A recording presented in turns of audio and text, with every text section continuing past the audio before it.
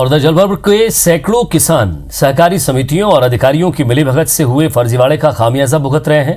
ये तस्वीरें आप जबलपुर की देख रहे हैं। आलम यह है कि पिछले साल किसानों से हुई धान खरीदी का भुगतान उन्हें अभी तक नहीं हुआ है और अब किसान अपने हक के लिए आंदोलन करने की तैयारी में हैं।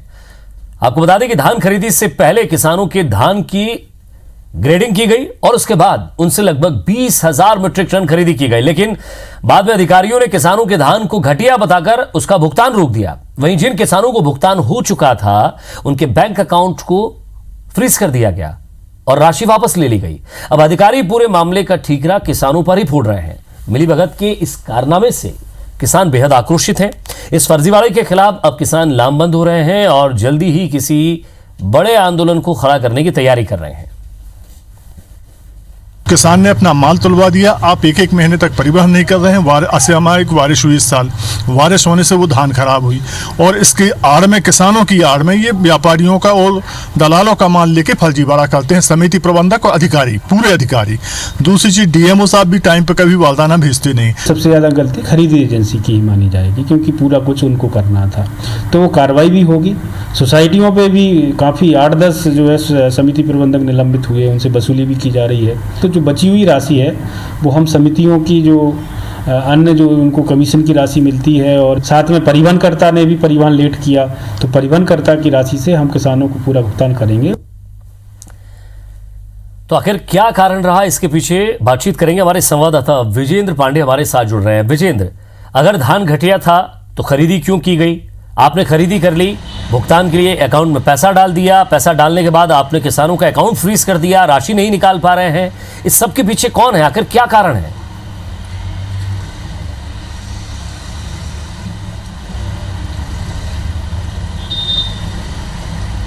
जी हाँ विजय, देखिए मध्य प्रदेश में भ्रष्टाचार का वो घुन पुराना है, जो कि समर्थन मूल्य पर खरीदी की प्रक्रिया और किसानों की गाढ़ी कमाई को चट करता आया है।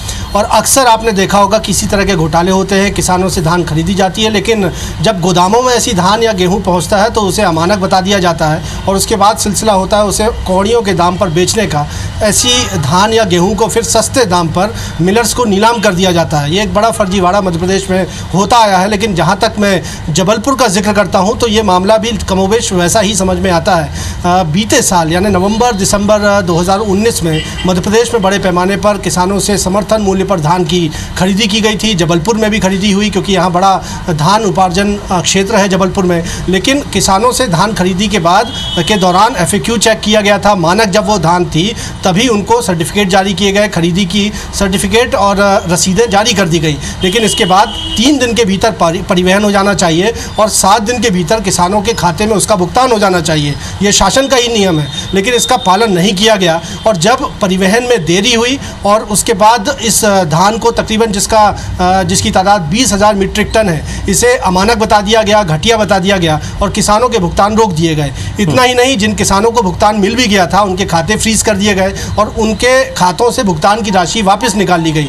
जाहिर तौर पर एक बड़ा फर्जीवाड़ा है, जिसमें ये पूरी आशंका इस बात की कि किसानों से अच्छा धान लिया गया, लेकिन गोदामों में समितियों की मिलीभगत से प्रशासनिक अधिकारियों द्वारा, जो DMO हैं उनके द्वारा इस धान को बदल दिया गया है। आखिर कैसे धान इतने समय में जो किसानों से अच्छा खरीदा गया था वो गोदामों में पहुंचने के बाद 20,000 मीट्रिक टन की तादाद में खराब हो गया और अब किसानों को भुगतान के लिए दर-दर की ठोकरें खाने को मजबूर होना पड़ रहा है। जाहिर सी बात है, जो प्राइमा फेसाई इस मामले की जांच की गई है उसमें एक विभागीय मिलीभगत जिला प्रशासन ने भी पाई है। कलेक्टर का ऐसा कहना है कि 7-8 समितियों के जो संचालक हैं, प्रबंधक हैं, उनके खिलाफ FIR लॉन्च किया गया है। जिला विपणन अधिकारी की भी भूमिका सवालों के दायरे में है। इस पूरे मामले में कार्रवाई की जा रही है, लेकिन एक बार फिर जो 20,000 मीट्रिक टन धान खराब हुआ है उसको एक बार फिर मिलर को नीलाम किया जाना है। अब तक सिर्फ 2,000 मीट्रिक टन ही नीलाम हो पाया है, 2,000 का अपग्रेडेशन किया गया है, लेकिन 16,000 मीट्रिक टन धान जो अब भी खराब है उसकी बिक्री कैसे होगी, किसानों को भुगतान कैसे होगा?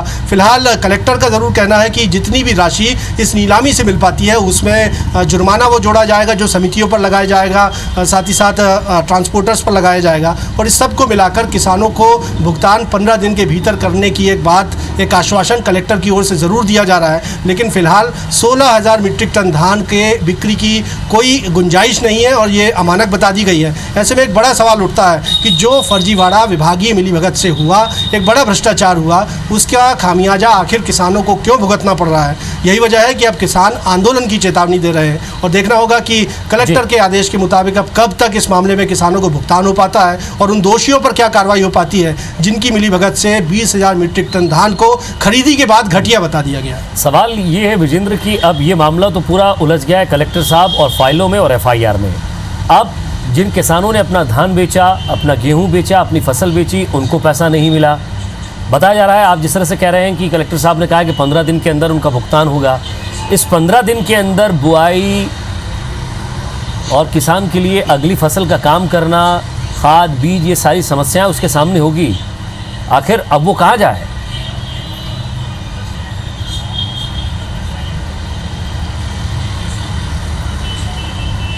बेशक अब किसान उसी दोराहे पे खड़ा हुआ है कि रबी की फसल की तैयारी है, लगभग बोनी कर चुका है, आगे उसको तमाम खर्चे हैं। किसान को जो खेती से आमदनी होती है वो साल भर की आमदनी होती है, जिससे वो बाकी जो दीगर खर्चे हैं उसका जीविकोपार्जन उसके ज़रिए होता है। लेकिन बीती धान खरीदी का ही पेमेंट किसान को नहीं मिला। गेहूँ के साथ साथ जो रबी की खेती करनी है उसमें उसको खर्च लगना है। तो जाहिर सी बात है, ऐसे में किसान बेहद परेशान है और सीधे तौर पर तमाम किसान नेताओं का कहना है कि अब आर या पार की लड़ाई वो इस मामले पर लड़ेंगे, क्योंकि सीधे तौर पर भ्रष्टाचार का ही जो पूरा सिस्टम है इसमें किसान का कहीं भी दोष नहीं है। जब उसकी धान की क्वालिटी जांच ली गई थी उसके बाद ही खरीदी की गई थी, तो जब सब चीज़ें साफ है तो आखिर कैसे खरीदी के बाद धान को घटिया बता दिया जाता है और खामियाजा किसान को भुगतना पड़ता है, उसका भुगतान रोक लिया जाता है। कुछ किसानों को भुगतान ज़रूर मिला लेकिन खाते फ्रीज करके वो राशि भी वापस निकाल ली गई। तो इस पूरे घटनाक्रम को अगर हम देखते हैं, भ्रष्टाचार को देखते हैं, तो इसमें किसान सीधे तौर पर प्रताड़ित हुआ है। अब यही प्रताड़ित किसान, परेशान किसान आंदोलन की बात कर रहे हैं। लेकिन आंदोलन से भी फर्क पड़ेगा क्या? 15 दिन का वक्त कलेक्टर साहब दे रहे हैं, 15 दिन के अंदर भुगतान होता है क्या? और साथ ही साथ जब धान घटिया था तो खरीदा क्यों? कई तरह के इसमें सवाल है, लेकिन इन सब के पीछे कौन है, कौन अधिकारी है, उन पर भी कार्रवाई होना चाहिए। बहुत बहुत शुक्रिया विजेंद्र, तमाम बातचीत के लिए।